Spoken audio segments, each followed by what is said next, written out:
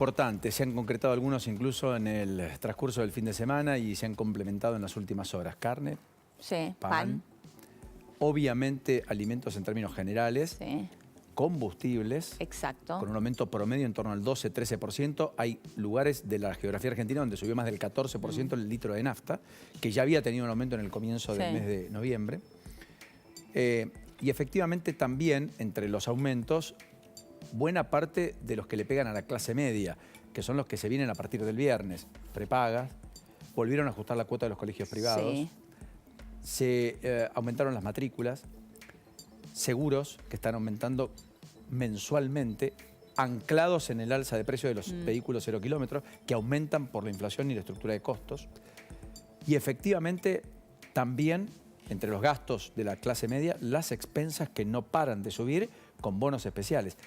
Todo un cóctel que da cuenta de un diciembre que va a alumbrar un dato de inflación adicional al de efectivamente noviembre. Y a todo eso sumarle alimentos y bebidas, ¿no? Y el fin de precios justos que será formalmente el 10 de diciembre, pero de alguna manera en la informalidad hoy no se está cumpliendo y hemos contado ya, la calidad de aumentos que estamos teniendo en este último tiempo. Mirá lo que es Bariloche, por ejemplo, solo para tomar magnitud, porque ahí tenés subsidiado el precio del combustible y demás. Fíjense la tabla de aumentos, pasó de 2,74 a 3,14, Infinia 3,48, 3,94. Hay lugares en el país donde la Infinia ya está arriba de los 500 pesos. Infinia Diesel está en 550 en algunos lugares de la Argentina, 4,79 en Bariloche. La Diesel 3,72.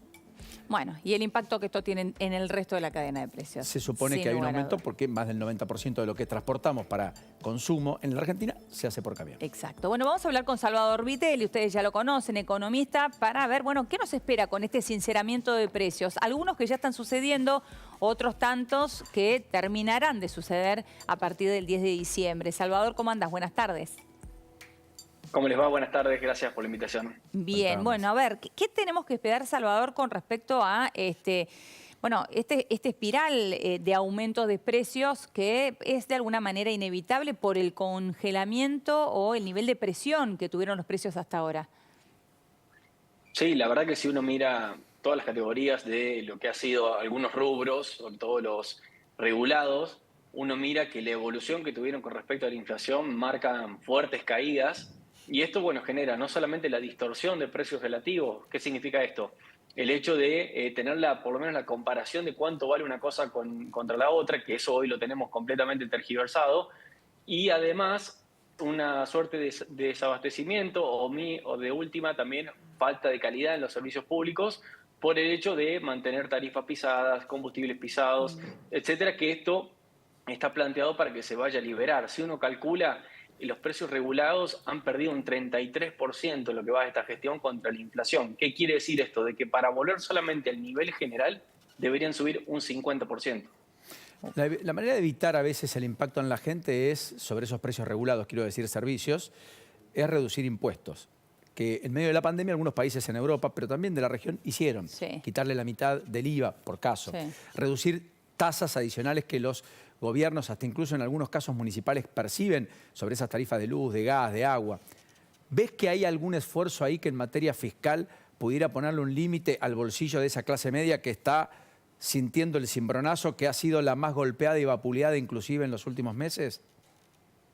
Claro, el problema allí es que, no solamente el tesoro es un tesoro que está quebrado, con déficit fiscal crónico, lo cual va a ser difícil llevarlo a superávit, como lo plantea el nuevo presidente electo, que en definitiva se puede sí, pero si uno mira las partidas, por ejemplo, un 80% del gasto que realiza el sector público nacional corresponde a partidas que son sensiblemente sociales, que estamos hablando de jubilaciones, pensiones, subsidios, como también salarios. Entonces, para poder tener de contrapartida esto que bien planteas, Paulino, de poder amortiguar ese impacto vía reducción de impuestos, también se debe tener la otra parte de una baja del gasto para no seguir con el déficit fiscal crónico que tenemos. Entonces va a tener que ir acompañado también de una fuerte baja del gasto, que en definitiva ya se está planteando en torno a 5 puntos del producto, que probablemente tenga que ser más, porque esa misma caída del gasto te va a hacer caer la actividad. Entonces ahí también vas a empezar a recaudar menos. Si a eso le agregamos también baja de impuestos, probablemente vamos a un escenario donde sea difícil llegar a déficit cero para 2024. Pero sí, uno de los precios que también está muy atrasado, y todos lo sabemos, Sí. es el dólar, que allí va a despertar también más inflación. Y por supuesto, los salarios, que en definitiva todos hablamos de precios relativos que están atrasados, etcétera, y justamente uno de ellos es el salario. Ahora, el tema, Salvador, es el mientras tanto, ¿no? Porque esta hoja de ruta que bien trazaste vos recién, digo, lleva un tiempo. Es decir, nosotros no hay duda que los próximos meses tenemos que esperar una inflación realmente no solamente de 2 dígitos, sino por encima de los 2 dígitos que hemos visto hasta ahora. Sí, la verdad que en términos de propios y de estimaciones propias, lo que veo es un trimestre diciembre, febrero, incluso cuatrimestre, diciembre, marzo, muy complicado, muy ajetreado en términos de inflación, donde probablemente vayamos a un ritmo cercano al 20% para diciembre, enero, por el hecho de esto que estamos planteando, de corrección de precios relativos y el mismo dólar que hemos visto en la experiencia reciente de que las PASO aumentó un 22% y eso nos Sí, escaló el nivel de inflación de manera rotunda. Bueno, tenemos que pensar también en que hay mucha inflación reprimida, llamémosle, en muchos segmentos claro, de la economía, que eso va a liberar inflación. claro. Da la impresión, Salvador, que hay una especie de fiesta en los mercados en la receptividad de Milei. Hoy están subiendo las ADR más del 14%, la bolsa está recortando 5% en pesos después de la escalada de la semana pasada, básicamente por la caída del contado con liquidación. Ayúdame a comprender, ayúdanos a comprender qué está pasando en los mercados de activos argentinos que además se revalorizaron en más de 12.000 millones de dólares en el transcurso de la semana pasada, activos que estaban naturalmente a precios casi de remate, uno podría decir, fruto de todas las circunstancias en las que estaba la economía argentina y la que sigue estando, por otra parte. Bueno, yo creo que tiene distintas aristas de por qué los mercados, llamémosle, que festejan la llegada de este nuevo presidente. Principalmente bonos por el hecho de la discursiva de ir a déficit fiscal cero, de ser más macroprudente en términos fiscales, de ir a un escenario de eliminación de la emisión monetaria, o por lo menos el financiamiento vía al tesoro vía impresión de papel.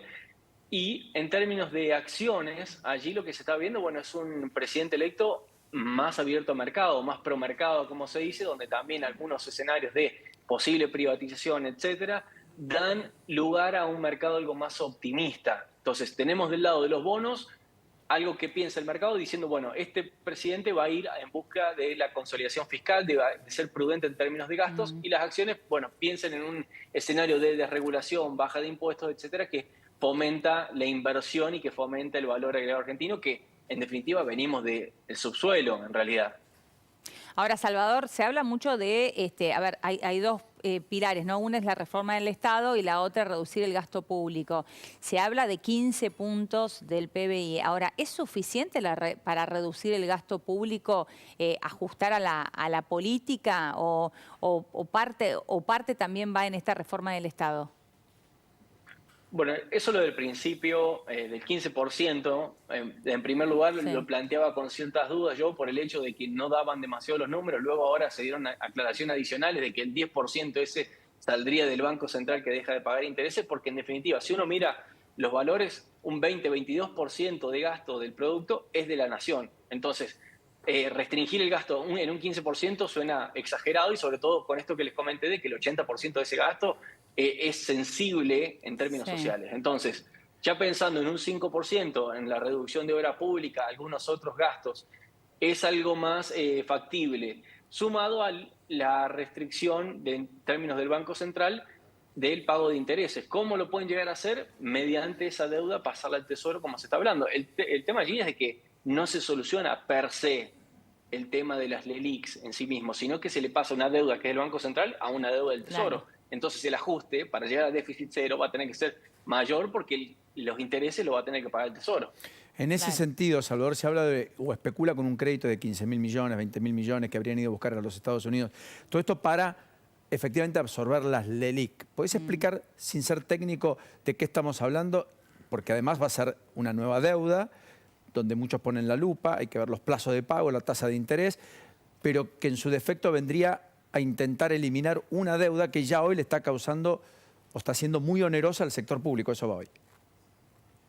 Sí, en términos netos, lo que se está hablando, aún haciendo la debida aclaración que son todas suposiciones, no hay nada confirmado, Lo que está hablando es pasar de esa deuda que es del Banco Central a que sea del Tesoro. En definitiva, sigue siendo del Estado, pero de otro deudor.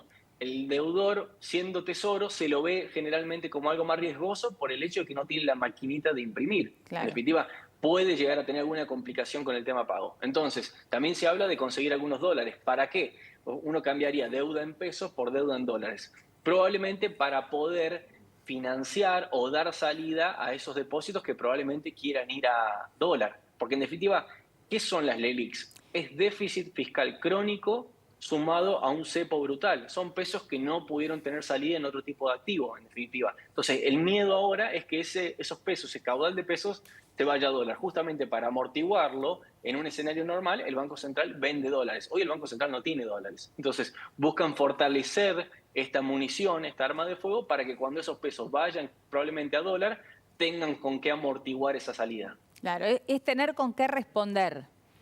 Básicamente es eso.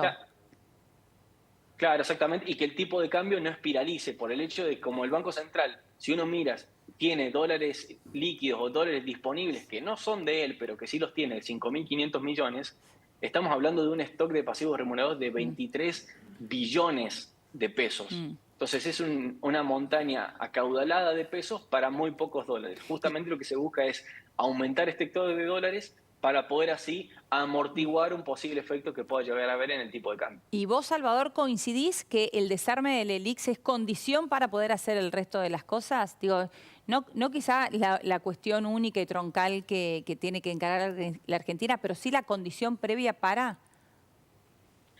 En definitiva, el tema de las LELIQs es un problema solo si se pretende unificar o solo si se pretende dolarizar. Si no se va a un escenario de ese estilo, Mm, llamémosle un sinceramiento, pero un concepo, por ejemplo, sí. no necesariamente es un problema, sino que eso puede ir solucionándose de manera gradual y paulatina en el mismo tiempo que uno da señales macroprudenciales en términos fiscales que uno va a gastar menos, que va a cumplir con las metas, etcétera. Entonces esas LELIQs se pueden llegar a convertir, por ejemplo, en crédito privados, porque las LELIQs son básicamente los plazos fijos de los ahorristas. Entonces, que ese plazo fijo se vaya, en vez de prestárselo al Estado, que se lo presten a un privado. Eso sería el sendero óptimo, o por lo menos la panacea en estos términos, pero que en definitiva presenta un problema o no de acuerdo a la velocidad con la que uno quiera ir y el tiempo que quiere esperar a ver resultados. Salvador, ¿imaginás 1.000 como techo al dólar si todo eso se hiciera? Porque hasta acá veníamos de cara al balotaje casi pensando, imaginando que 1.000 era el piso, no techo. Ahora encontramos como el 1.000 un techo. De hecho, estamos en los 900 más o menos, en los dólares contado con liquidación, MEP. ¿Podemos pensarlo de ese modo o es una tensa calma que en algún momento puede dispararse de vuelta? Yo creo que eso va a depender principalmente de las medidas que se tomen a partir del 10 de diciembre. Hoy en día ponerle piso techo es muy difícil por el mismo hecho que tenemos una inercia muy fuerte, no solamente en términos de inflación, sino también en la herencia. Es decir, tenemos reservas netas negativas, deuda con importadores en niveles Mm. históricos, precios relativos completamente distorsionados, inflación reprimida. Entonces eso genera un cóctel que es difícil al tipo de cambio, que generalmente actúa como termómetro, ponerle un piso techo. Pero siendo realista y en términos históricos, si el plan de estabilización funciona de manera correcta, es un éxito, este tipo de cambio es realmente muy competitivo si uno lo mira en toda la trama histórica. Ahora, te puede llegar a escalar cualquier valor como le ha sucedido en otros periodos de crisis, como lo fue el Rodrigazo, la hiper, la guerra. Entonces, hay que tener cuidado hacia dónde vamos en realidad. Si vamos a un escenario de normalización, probablemente este tipo de cambio sea más que competitivo. Ahora, si vamos a un escenario de espiralización de la nominalidad, escalada de la inflación, bueno, probablemente vayamos a pensar en otro tipo de cambio.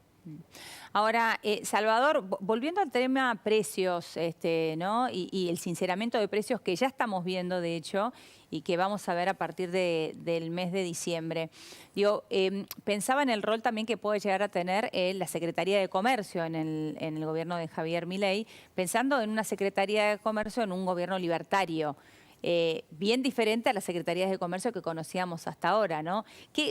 ¿Imaginás controles? ¿Qué podemos imaginar de una secretaría de comercio en donde, por un lado, los precios se tienen que sincerar, pero en algún momento hay que ponerles un tope, porque si no, es realmente imparable la inflación en la Argentina.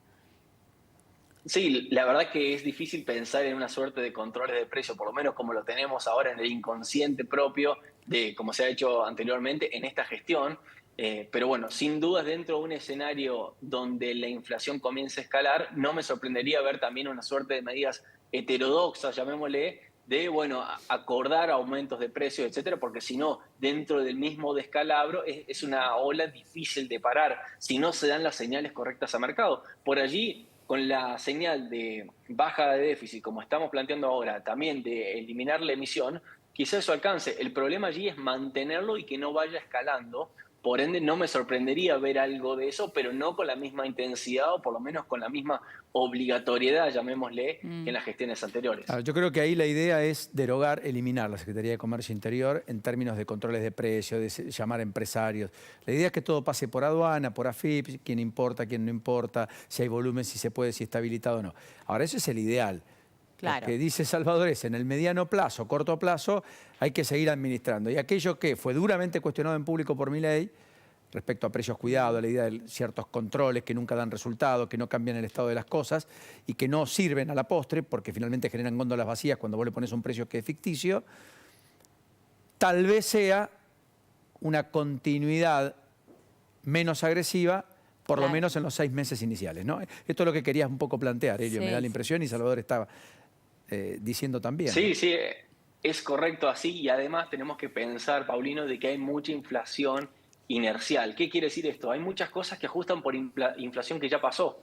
Entonces, pensemos en un escenario donde la inflación vaya a la baja, todavía vamos a tener alquileres, salarios y demás variables que ajustan por inflación pasada. Entonces, es difícil hacer que todos los actores económicos paren de una sola vez la misma indexación que ya tenemos. Entonces no me sorprendería ver alguna suerte de eso, pero obviamente con la mucho menos obligatoriedad o por lo menos control que hay ahora mismo. Ahora, el otro día hablaba con un comerciante que él me decía, mira, yo en realidad tendría que sincerar aún más los precios de las últimas subas que hice.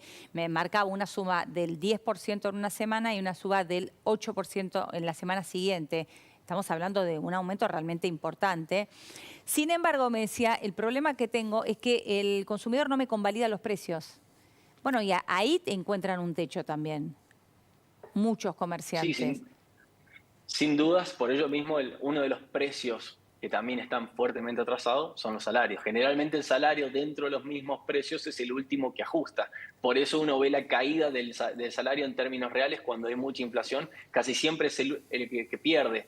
Sin embargo, si uno mira de punta a punta, por ejemplo, el año pasado los salarios aumentaron en el mismo escalón que aumentó la inflación. Entonces, eso también, dentro de un escenario de baja de inflación, va a ser difícil de revertir y que no te ajuste por inflación que ya pasó. Lo mismo que está sucediendo al comerciante. Es difícil por allí dejar de vender por querer convalidar un precio que aún el consumidor no está dispuesto, por lo menos su bolsillo no puede. Entonces, allí tendrá que jugar la misma oferta y demanda, donde probablemente algunos sectores vayan a salir perjudicados porque el mismo proveedor le remarcó, pero él no se lo puede trasladar al consumidor final, como también hay otros sectores que se han beneficiado de esto, donde los consumidores frente a este descalabro de inflación terminan convalidando cualquier precio, que lo hemos visto. Claro, es cierto. Salvador, ha sido un enorme placer, como siempre, gratificante, ilustrativo y muy didáctico. Como siempre, sí.